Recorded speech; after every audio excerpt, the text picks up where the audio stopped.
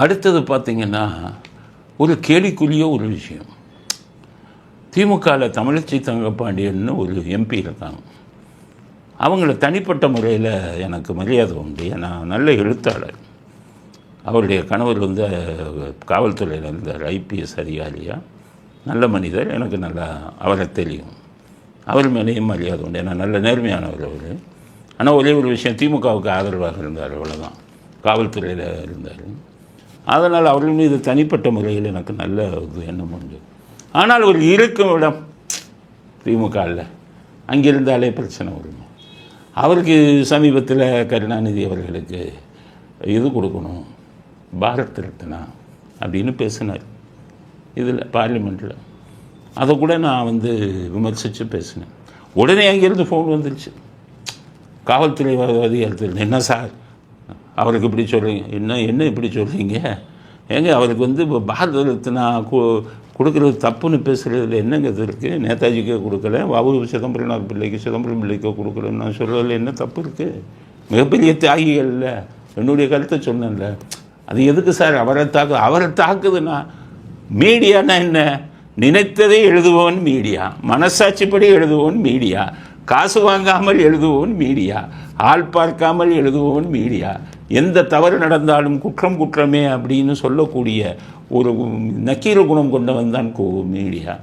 அப்படிப்பட்ட அந்த மீடியாவை நீங்கள் கட்டுப்படுத்தாதீங்க அப்படிங்கிறது சொன்னேன். அப்புறம் தான் அவங்ககிட்டே சொன்னேன், சார் எதுக்கு சார் பாரத ரத்னா கேட்குறாங்க? இவங்களுக்கு பாரத்னாலே பிடிக்காத. பாரத்னா இந்தி வார்த்தை சார். நீங்கள் வந்து தமிழ் ரத்னானுக்கு நீங்கள் ஒரு தனி இதை உருவாக்கி நீங்கள் வச்சுக்கோங்க. பாரத்துங்கிறது தான் இந்தியாவை குறிக்குதே. இந்தியானாலே உங்களுக்கு பிடிக்காத. இப்போ பாருங்கள், நவோதயா பள்ளிகள்லாம் ஏன் வைக்க மாட்டேங்கிறாங்க? இந்தி வந்துடும். அப்போ கிட்டத்தட்ட 31 பள்ளிகள் வந்ததுன்னா எத்தனை பேர் படிப்பாங்க ஆங்கில நல்ல சிபிஎஸ்சி சிலபஸில்? அதை ஏன் கெடுக்கிறாங்க? இந்தியா தேசத்தினாலே இப்போ தேசிய கல்விக் கொள்கை வேணாங்கிறாங்க. ஏன்னா அது தேசியங்கிற வார்த்தை வருது. அப்புறம் பாரத் ரத்னா மட்டும் வேணும்னா என்ன அர்த்தம்? நீங்கள் தனியாக தமிழ் ரத்னான்னு வச்சுக்கோங்கன்னு அந்த அதிகாரிட்டே சொன்னேன். சார் இதை பேசிடாதீங்க சார்னாரு. அது சொல்ல முடியாதுங்க, எப்போச்சும் இப்போ டாபிக் வரும்போது வந்தாலும் வந்துடும் அப்படின்னு இப்போ வந்துருச்சு. அது அவங்க அதை தான் பேசினாங்க, பாரத் ரத்னா வந்து கொடுக்கணும். இன்றைக்கி ஒரு பெரிய சர்ச்சையை செஞ்சுருக்காங்க. மீனாட்சி அம்மன் மாதிரி அவங்க வந்து ஜோடிச்சு உடை போட்டு கையில் அந்த கிளி வச்சுட்டு அந்த மீனாட்சி அம்மனோடு இவங்க மீனாட்சி அம்மன் வேஷம் போட்டு இவங்க எடுத்த ஃபோட்டோவை ட்விட்டரில் போட்டாங்க. அது வைரலாகி போச்சு, எல்லோரும் பார்க்குறாங்க. அது பெருமையாக போட்டிருக்காங்க, அவங்களுடைய இதுலேயே போட்டிருக்காங்க, ட்விட்டர் பக்கத்துலேயே போட்டிருக்காங்க. அதை பார்த்தோம். ஆனால் எனக்கு என்ன, நீங்கள்லாம் பார்த்தீங்கன்னா அது ஏதோ மீனாட்சி அம்மன் வேஷம் போட்டிருக்காங்க அப்படி தான் நினைப்பீங்க. நான் அப்படி பார்க்கல. ஏன்னா அதுக்கு மீனாட்சி அம்மனை பற்றி பல விஷயங்கள் சொல்லணும்ல. ஏன்னா அவர்கள் வந்து திமுகவோட எம்பி. திமுகவுக்கு மீனாட்சி அம்மனுக்கு நிறைய தொடர்பு இருக்க. ஆண்டாளே கேவலமாக பேசினார் வைரமுத்து. ஏன்னா அவர் திமுகவுடைய ஊழல் அவர் பேசினார், அதுவே சர்ச்சையாச்சு. மீனாட்சி அம்மனுக்கு உருவத்தை நீங்கள் போடலாமா? நீங்கள் இருக்கிற கட்சி வந்து அந்த கட்சியில் இருந்தீங்கன்னா நீங்கள் போடலாமா? ஏன்னா இதே இப்போ நீங்கள் பார்த்தீங்கன்னா அவங்கள ஒட்டியானம் போட்டிருக்காங்க, இது நகைகள்லாம் போட்டிருக்காங்க, மூக்குத்தி போட்டிருக்காங்க, எல்லாம் அப்படியே மீனாட்சி அம்மன் மாதிரி. இதே அண்ணாதுரை 60களில் மீனாட்சி மதுரைக்கு போய் மீனாட்சி என்ற பெண்ணுக்கு மூக்குத்தி எதற்கு, ஒட்டியானம் எதற்குன்னு கேள்வி கேட்டவராச்ச உங்கள் அண்ணாதுரை. அந்த அண்ணாதுரையின் வழி வந்தவங்க தானே நீங்கள். சாமியை இல்லைன்னு சொன்ன ஒரு வர்க்கத்தில் வந்தவங்க தானே நீங்கள். சாமியை செருப்பால் அடித்தவர்கள் தானே நீங்கள். ராமரையும் சீதையையும் நிர்வாணமாக படம் போட்டு ஈவேரா வந்து ஊர்வலம் வந்தவராச்ச. அப்படிப்பட்ட நீங்கள் எந்த மீனாட்சி அம்மனை உங்கள் அண்ணாதுரை அவமதித்தாரோ, பசுமன் முத்துராமலிங்கத்தோடு அடி கொடுத்தார். என் அம்மனை பற்றி பேசினால் என் அம்மனுக்கு அபிஷேகம் ரத்தத்தில் நடக்கும்னு சொன்னார். அப்புறம் தான் ஓடி வந்துருச்சு. ரத்தங்கிற வார்த்தை கேட்டோன்னு அந்த குரூப் பூரா ஓடி வந்தாங்க. மதுரையில் அது மிக பிரபலமாக நடந்த ஒரு விஷயம். மீனாட்சி அம்மன் கோயிலுக்கு எதிர்க்கே மீட்டிங் போட்டு பேசினாங்க. அப்படிப்பட்ட அந்த மீனாட்சி அம்மனை திமுகவில் இருக்கும் யாராக இருந்தாலும் அவர் வேடம் தெரிப்பது வந்து ஏற்றுக்கொள்ள முடியாது. அது மீனாட்சி அம்மனுக்கே அவமானம். மீனாட்சி அம்மன் கோயிலுக்கு நீங்கள் யாரும் போகக்கூடாது, மீனாட்சி அம்மனை கும்பிடக்கூடாது. மீனாட்சி அம்மன் வேடம் தெரிப்பது அதை விட மோசமான விஷயம். திமுகவில் இருக்கும் யாரும் அதை செய்தால் நாங்கள் விமர்சிப்போம். ஏன்னா மீனாட்சி அம்மனை பற்றியும் பேசுனீங்க, ஆண்டாளை பற்றியும் இதாக பேசுனீங்க. அதனால் நாங்கள் ஒன்றும் உங்களுடைய மீனாட்சி அம்மன் வேடத்தை ரசிக்கவில்லை. இந்த தமிழ்நாட்டுக்கு அதனுடைய இது தெரியணும் அப்படிங்கிறதுக்காகத்தான் மீனாட்சி அம்மன் கதையையும் உங்கள் அண்ணாதுரை கதையையும் இங்கு நான் குறிப்பிட விரும்பினேன். அதனால தான் இந்த கருத்தை பதிவு செய்கிறோம்.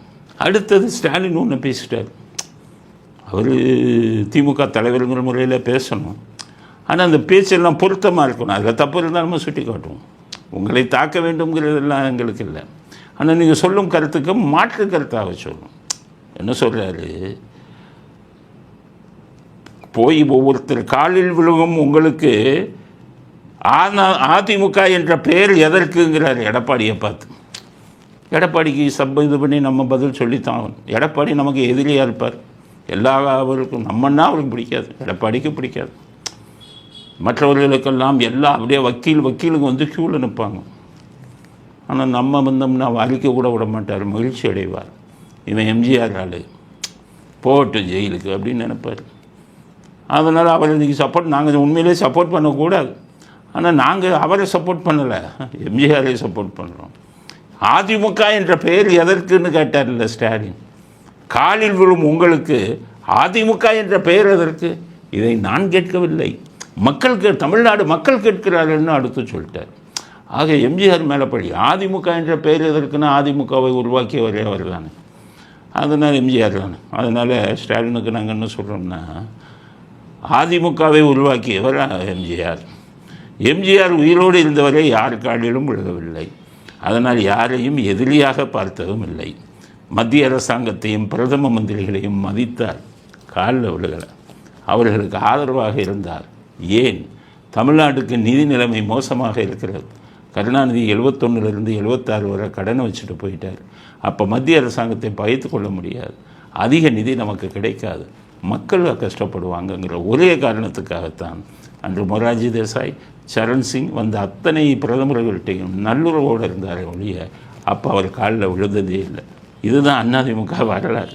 அதுக்கப்புறம் வந்து ஜெயலலிதா பார்த்து என்ன பண்ணாங்க, மத்திய அரசாங்கத்தை மிரட்டினாங்க, காலிலேயே விழுந்தாங்க. மோடி ஆர் லேடின்னு கேள்வி கேட்டாங்க. அன்னைக்கு மோடியவே பார்த்து நாடே பயந்தது. 2014 மோடியா லேடியான்னு தனியாக நின்று 37 சீட்டு 39 எம்பியில் ஜெயித்தாங்க. ஆக அவங்களும் காலில் விழுகிறாங்க. இப்போ எடப்பாடி காலில் விழுகிறாருன்னு இவர் சொல்கிறார். எடப்பாடி காலில் அங்கே பிஜேபியோட கூட்டணி வைக்கிறார், அவ்வளோதான். பிஜேபியோட கூட்டணி வந்தால் எடப்பாடி காலில் விழுந்துட்டாருன்னு அர்த்தமா? அப்படி பார்த்தா நீங்கள் காங்கிரஸோட கூட்டணி வச்சுருக்கீங்களே, நீங்கள் ராகுல் காந்தி காலில் விழுந்தீங்கன்னு சொல்ல முடியுமா? இல்லை உங்கள் சோனியா காந்தி காலில் விழுந்தீங்கன்னு உங்களும் சொல்ல முடியுமா? அதனால் எப்படின்னு கேட்டிங்கன்னா, காலில் விழுகிறது கூட்டணி வச்சா காலில் விழுகுதுன்னு சொல்ல முடியாது.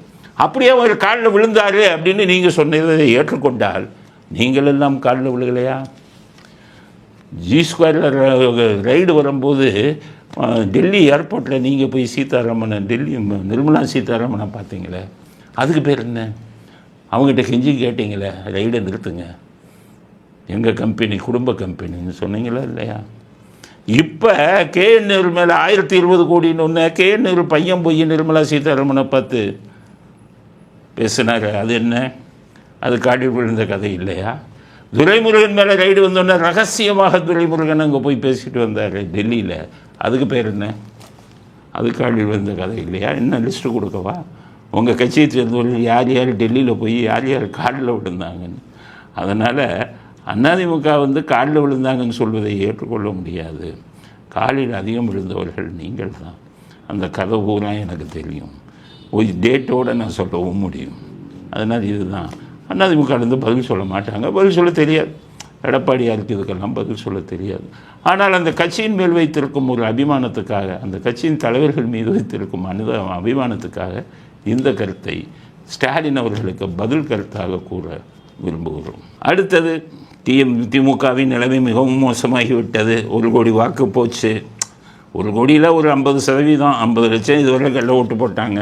குறைந்தது 50 எல்லாம் போச்சு. பயம் வந்துருச்சு. சிறுபான்மையினர் வேறு வழி இல்லாமல் போட்டுக்கிட்டு இருந்தாங்க, அதுக்கும் ஆள் வந்தாச்சு. அதனால தான் சிறுபான்மையில் இந்த டாபிக் அப்புறம் பேசுவோம். இந்த சிறுபான்மையினருக்கு இப்போ திருப்பரங்குன்றம் பிரச்சனையாச்சு, உங்கள் எல்லாருக்கும் தெரியும். எவ்வளோ பெரிய பிரச்சனையாச்சு. இது ஏன் திமுக வந்து இந்த அளவுக்கு இது பண்ணுறாங்கன்னு பல பேரும் கேட்குறாங்க. ஏன்ப்பா இந்துக்குள் ஓட்டு விழுகாத, முருகனை கும்பிட்றவங்க போட மாட்டாங்கலாம் சொன்னாங்க. அப்படி இருந்து ஏன்ப்பா அவங்க இந்த அளவுக்கு கொண்டு போகிறாங்கன்னா பயம். சிறுபான்மையினர் ஓட்டுக்கள் 12% மேலே இவங்களுக்கு விஜய்க்கு போயிருக்குன்னு சொல்லி ரிப்போர்ட் போயிடுச்சு அவருக்கு. அதனால் கிறிஸ்தவர்கள் ஓட்டு தலைகீழன்னாலும் போட மாட்டாங்க. இஸ்லாமியரில் ஒரு பகுதி ஓட்டாச்சுமா, இஸ்லாமியரிடம் பாதிக்கு மேலே விஜய்க்கு போட்டுருவான். இதெல்லாம் எப்படியாச்சும் காப்பாற்றணும் அப்படிங்கிறதுனால தான் விஜய் என்ன பண்ணிட்டு இவர் ஸ்டாலின் இந்த திருப்பரங்குன்றம் இதில் தீபத்துக்கு நம்ம சப்போர்ட்டே பண்ணக்கூடாது, எதிர்ப்பாக செஞ்சால் அந்த இஸ்லாமியர்கள் ஓட்டு நமக்கு உள்ளவன்னு அவர்கள் பாட்டுக்கு இருந்தாங்க. அவங்கள போய் தூண்டி அங்கே வந்து தீபம் ஏற்றக்கூடாதுன்னு அழிக்க விடு, வக்ஃபோடுக்காரவங்கள கூப்பிட்டு அழிக்க விடுன்னு சொன்னாங்க. ஏன்னு கேட்டீங்கன்னா அந்த வாக்கு வங்கி, அதுக்கு தான் சொன்னாங்க. இப்போ இன்றைக்கி அந்த நீதிபதி சொல்லியிருக்காரு, அதாவது நான் ஒரு ஆர்டர் போட்டேன், அதை அவங்க அதை வந்து நடைமுறைப்படுத்தலை அதிகாரிகள், அதுக்கு பதிலாக என் ஆர்டருக்கு எதிராக 144 தடை உத்தரவு போடுறாங்க அப்படின்னு வருத்தப்படுறாரு. நீங்கள் ஏன் வருத்தப்படுறீங்க? கண்டெம்ட் ஆஃப் கோர்ட்டு அவமதிப்பு, சிவில் கண்டெம்ட்டு, கிரிமினல் கண்டெம்ட்டுன்னு இருக்குது, போடுங்க. 6 மாதம் ஜெயில், 2000 ரூபா இது. அந்த 3 அதிகாரிகளுக்கு ஐஏஎஸ் ஐபிஎஸ் அதிகாரிகளை கிரிமினல் கண்டெம்ட்டு கொண்டு வாங்க. 2க்கும் ஒரே தண்டனை தான், இருந்தாலும் கிரிமினல் கண்டெம்ட்டுன்னா அது கொஞ்சம் இதாக இருக்கும். போட்டு 6 மாதம் ஜெயிலுக்கு அனுப்புங்க. அப்புறம் இவர் ரொம்ப வருத்தப்பட்டிருக்கார், யார் நம்ம ஒரு நீதியரசர் சுவாமிநாதன். பாருங்கள், அந்த வக்கீல் நான் தேர்தலில் நிற்க போகிறேன்னு சொல்லி கொச்சைப்படுத்தி பேசுகிறேன். ஏன் பேசுகிறீங்க? அந்த வக்கீல் இருக்குல்ல, வக்கீல் மேலேயும் கண்டெம்ட் ஆஃப் கொண்டு வாங்க. வக்கீல், நான் திருச்சி கரூரை பற்றி பேசினேன், அந்த நீதிபதியை பற்றி நான் விமர்சிக்கலை, கெட்ட வார்த்தையில் பேசலை, போவான்னு கூட பேசலை, உரிமையில் கூட பேசலை. ஆனால் எனக்கே கைது செஞ்சாங்களே, இப்போ உங்களை எவ்வளவு கேவலமாக பேசுகிறாங்க. சரி, இவங்க பேசுகிறாங்க, ஒரு வழக்கறிஞர் பேசுகிறாரு, எப்படி இவர் போய் எலெக்ஷனில் நிற்க போகிறாரு, வழக்கறிஞர் மேலே கிரிமினல் கண்டெம்ட் கொண்டு வாங்க. அட்வொகேட்டு ஜெனரலுக்கு இதை கொடுத்து, அட்வொகேட்டு ஜெனரலுக்கு நோட்டீஸை கொடுத்து போட்டு கொண்டு வாங்க. இந்தியன் பார் கவுன்சிலுக்கு அந்த அட்வொகேட்டு மேலே கம்ப்ளைண்ட் எழுதுங்க, இவர் மேலே நடவடிக்கை எடுக்குதுன்னு சொல்லி அவருக்கு கொடுத்த வழக்கறிஞர் என்ற அங்கீகாரத்தை ரத்து செய்ய சொல்லுங்கள். இவ்வளவு அதிகாரமும் உங்களுக்கு இருக்குல்ல, அப்படியானு யோசிக்கிறீங்கள், அதை பற்றி பேசுகிறீங்க. அதனால் ரொம்ப இது வந்து ரொம்ப இதாக எடுங்க. நீதித்துறை, ஒட்டுமொத்த நீதித்துறை திமுகவுக்கு எதிராகிடுச்சு. இனி உச்ச நீதிமன்றத்தில் ஒரு ஆர்டர் வாங்க முடியாது. இந்தியாவில் எங்கே வேணாலும் போங்க, ஆர்டரும் கிடையாது, ஒன்றும் கிடையாது. என்ன எங்களையே இது பண்ணுறியா? ஆமாம், வரும்ல. என்ன எங்களையே வந்து ஆரம்பம் பார்க்குறியா அப்படின்னு கேட்பாங்கல்ல. எங்களையே பதவி நீக்கம் கொண்டு வரையா?